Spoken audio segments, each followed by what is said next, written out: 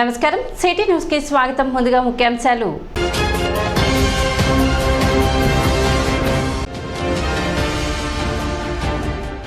June 4న జరిగే ఎన్నికల counting కు ఎటువంటి అల్లర్లు జరగకుండా ముందస్తు చర్యలు. One town CI Dasaratha Ramarao వెల్లడి.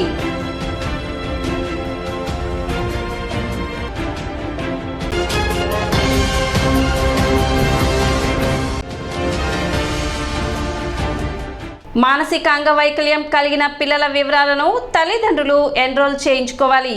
ఎంఈఓ లక్ష్మీనారాయణ విజ్ఞప్తి.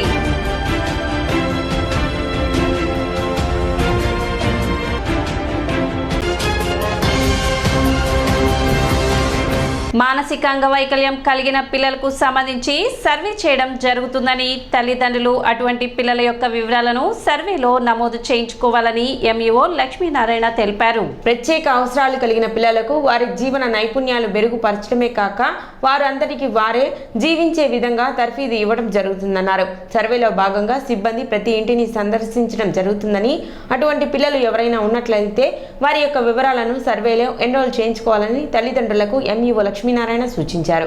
మానసిక అంగవైకల్యం కలిగిన పిల్లలు, శారీరక అంగవైకల్యం కలిగిన పిల్లల్ని సర్వే చేయడం అనేది జరుగుతుంది. కాబట్టి ఐఏడి టీచర్స్, భౌతిక సెంటర్ సంబంధించినటువంటి ఎంఆర్ టీచర్, హెచ్ఐ టీచర్ ఇద్దరు కూడా ప్రతి ఇంటిని కూడా అంటే అంగన్వాడీ సెంటర్ని కూడా సందర్శించి అక్కడ ఉండేటువంటి లిస్టుని తీసుకోవడం జరిగింది. ప్రతి తల్లిని వాళ్ళ తండ్రిని కోరేది ఏంటంటే, మీ దగ్గర ఎవరన్నా అంగవైకల్యం కలిగినటువంటి పిల్లలు కనుక ఉన్నట్లయితే ఎన్రోల్ చేయించుకోండి. ఎన్రోల్ చేయించుకోవడం వల్ల వాళ్ళకి ప్రత్యేకమైనటువంటి శిక్షణ, మరి జీవన నైపుణ్యాలు, వాళ్ళు ఏ విధంగా జీవించాలనేటువంటి దానికి సంబంధించి సెల్ఫ్ హెల్ప్ అంటే వాళ్ళంతటా వాళ్ళు స్వయంగా జీవించే విధంగా ఉండడం కోసం మరి తర్ఫీదు అనేది కూడా ఇవ్వడం జరుగుతుంది. కాబట్టి దానిలో కూడా పిల్లలు ఎన్రోల్ చేయించవలసిందిగా కోరుతున్నాము. అదేవిధంగా చూసినట్లయితే మనకి మౌలిక సదుపాయాలు కల్పించడం కోసం నాడు నేడు సంబంధించినటువంటి వర్క్స్ ఏవైతే ఉన్నాయో వాటిని కూడా మరి చేయడం జరుగుతుంది.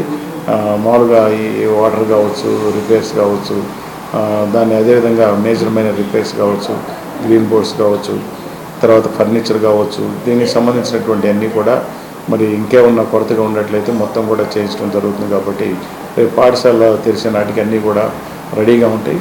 మరి ప్రభుత్వ పాఠశాలను బలోపేతం చేసి మీ పిల్లలందరినీ కూడా ప్రభుత్వ పాఠశాలలో చేర్పించవలసిందిగా ప్రతి ఒక్క తల్లిని తండ్రిని కూడా. బాను శ్రీనుగా, పొట్టి శ్రీనుగా అందరికీ పరిచయం ఉన్న ఫోటోగ్రాఫర్ చుక్క శ్రీనివాస్ బాబు అనారోగ్య కారణంగా శుక్రవారం మరణించారు. చంద్రబాబు నాయుడు కాలనీలోని నివాసంలో ఆయన భౌతిక కాయాన్ని పలువురు సందర్శించి నివాళులు అర్పించారు. పాత్రికేయ రంగంలో దశాబ్దాలుగా ఫోటోగ్రాఫర్ గా చుక్క శ్రీనివాస్ బాబు సేవలు అందించారు. ఆయన మృతి బాధాకరమని ఆయన కుటుంబ సభ్యులకు మీడియా ప్రతినిధులు, రాజకీయ ప్రముఖులు, పట్టణ ప్రముఖులు ప్రగాఢ సానుభూతిని తెలియజేశారు. జూన్ 4న జరగనున్న ఎన్నికల కౌంటింగ్ నేపథ్యంలో ఎటువంటి అవాంఛనీయ ఘటనలు జరగకుండా ముందస్తు చర్యలు తీసుకుంటున్నట్లు one town CI Dasaratha Ramarao తెలిపారు. ఉన్నతాధికారుల ఆదేశాల మేరకు శాంతి భద్రతలకు ఎటువంటి విఘాతం కలగకుండా నిరంతర గస్తీ ఏర్పాటు చేసినట్లు చెప్పారు. ఎక్కడైనా శాంతి భద్రతలకు విఘాతం కలిగే విధంగా ఉన్నట్లయితే డైల్ 100 ద్వారా పోలీసులకు సమాచారం అందించే విధంగా ప్రజలను చైతన్యపరిచినట్లు దశరథ రామారావు తెలిపారు. కౌంటింగ్ ప్రక్రియ సజావుగా జరిగేందుకు ప్రతి ఒక్కరూ సహకరించాలని కోరారు. తెనాలి వన్ టౌన్ లిమిట్స్లో మనం ఈ నెల 13/5/2024న ఎలక్షన్ కంప్లీట్ చేసుకున్నాం. అదేవిధంగా రాబోయే జూన్ 4న కౌంటింగ్ రోజు కూడా ఏ విధమైన అవాంఛనీయ సంఘటనలు జరగకుండా వన్ టౌన్ లిమిట్స్లో అన్ని ఏరియాల్లో కూడా సిఏపిఎఫ్ సెంట్రల్ ఆర్మడ్ ఫోర్స్ కూడా మనం ఫ్లాగ్ మార్చ్ చేయడం జరిగింది. అదేవిధంగా కార్డినెన్స్ చర్చ్ కూడా చేయడం జరిగింది. అదేవిధంగా ప్రజల్లో ఒక నమ్మకం కలిగించి ఏ విధమైన అసాంఘిక కార్యక్రమాలు జరగకుండా, ఏ విధమైన గొడవలు జరగకుండా సజావుగా ప్రజలు ప్రశాంతంగా ఉండేదానికి పోలీసు 24/7 ఎప్పుడూ కృషి చేస్తూనే ఉంటుంది. జూన్ 4న జరిగే ఎలక్షన్ కౌంటింగ్లో ఏ విధమైన అవాంఛనీయ సంఘటనలు జరగకుండా అన్ని ఏరియాల్లో కూడా పికెట్లు కూడా ఏర్పాటు చేస్తూ ఉన్నాం. ఎప్పటికప్పుడు పోలీసు 24/7 నైట్ కానీ పగల కానీ ఎప్పుడు కూడా విరివిగా మూవింగ్ చేస్తూ టౌన్లో ఎక్కడ బయట వ్యక్తులు కూడా ఉండనీయకుండా పర్ఫెక్ట్గా ప్రజలకు సేవ చేసే విధంగా తెనాలి వన్ టౌన్ పోలీసు తమ విధులు నిర్వర్తిస్తూ ఉంటుంది. ఏ చిన్న సంఘటన జరిగినా కూడా ఇమ్మీడియట్లీగా మాకు ఇన్ఫర్మేషన్ వచ్చే విధంగా డైల్ 100 కానీ 112 కానీ వినియోగించుకునే విధంగా అవేర్నెస్ కలిగించి ఎక్కడా ప్రాబ్లం లేకుండా మేము ఎప్పుడు ప్రజల్లో ఉండే విధంగా నిత్యం తిరుగుతూ ప్రశాంతంగా రేపు కౌంటింగ్ నిర్వహించేదానికి కృషి చేస్తూ ఉన్నాం. పట్టణ నాసర్పేటలోని అనుకోలు వారి వీధిలో వేంచేసి ఉన్న శ్రీ పాండురంగ స్వామి దేవస్థానం వద్ద అన్నదాన కార్యక్రమం నిర్వహించారు. ఈ నెల 19వ తేదీ నుండి 23వ తేదీ వరకు జరిగిన దేవస్థానం 84వ వార్షిక మహోత్సవాల్లో భాగంగా భక్తులకు అన్నప్రసాద వితరణ చేశారు. భక్తులు విశేష సంఖ్యలో పాల్గొన్నారు.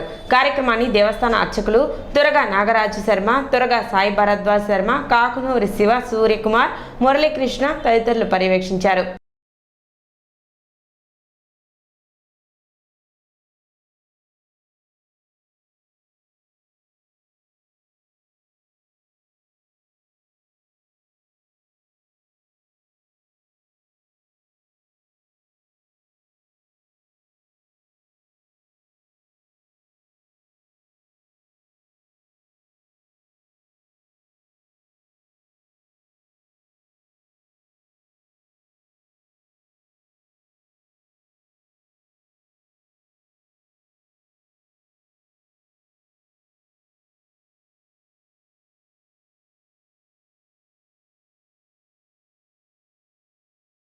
మన నాదరపేట సంకావారి కొట్ట దగ్గర ఉన్నటువంటి శ్రీ రుక్మిణీబాయి సమేత పాండురంగ స్వామి వారి 84వ వార్షికోత్సవాలు గత ఆదివారం నుండి అనగా 19వ తారీఖు నుంచి 24వ తారీఖు వరకు అత్యంత వైభవంగా జరిగింది. ఇవాళ రోజున భక్తులందరికీ సుమారు ఒక 3000 మందికి భోజనాలు ఏర్పాటు చేశాము. ఈ భోజనాలకి చాలామంది మా సహకరించారు. మీ రూపాన వాళ్ళందరికీ కూడా మేము భగవంతుడి తరఫున ధన్యవాదాలు తెలుపుకుంటున్నాము. పల్నాడు జిల్లాలో ఈవీఎం ధ్వంసంపై సిట్ ఫోకస్ పెట్టింది. ఎస్పీ ఆధ్వర్యంలో విచారణ చేపట్టింది. ఈవీఎం ధ్వంసం వెనుక కారణాలపై సిట్ అధికారులు ఆరా తీస్తున్నారు. అలాగే పిన్నెల్లి రామకృష్ణారెడ్డి ఈవీఎం ధ్వంసం చేసిన వీడియో ఎలా బయటకు వచ్చిందనే అంశంపై దృష్టి పెట్టారు. సిట్ చీఫ్ వినీత్ బ్రిజ్లాల్ నేతృత్వంలో విచారణ కొనసాగుతుంది. మరోవైపు మాచర్ల నియోజకవర్గంలో ఎన్నికల రోజు ఆ తర్వాత జరిగిన గొడవల్లో పాల్గొన్న వారిని గుర్తించి పోలీసులు అరెస్ట్ చేస్తున్నారు.